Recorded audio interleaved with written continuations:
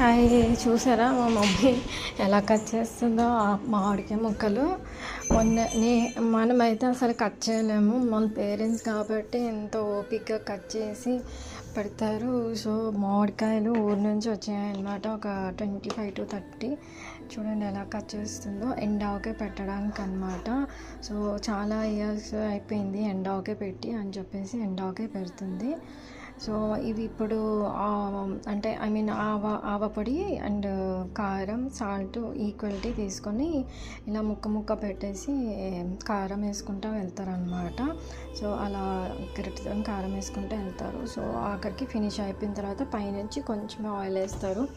ఎండాకకి ఎక్కువ oil requirement ఉండదు, ఎందుకంటే వీటిని ఊరిపోయిన తర్వాత ఎండలో పెడతారు కాబట్టి.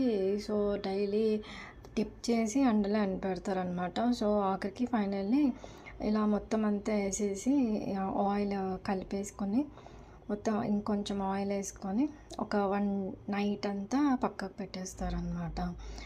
సో 1 నైట్ అంతా పక్కకు పెట్టేసిన తర్వాత మీకు ఇలా వస్తుంది.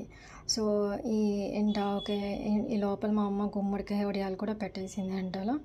సో ఎండాకేకి ఏంటి అంటే ఇక్కడ మనకి ఉంటాయి కదా, అది టెంక, అది తీసేసి మళ్ళీ కారంలో అలా డిప్ చేసి పెడతారనమాట.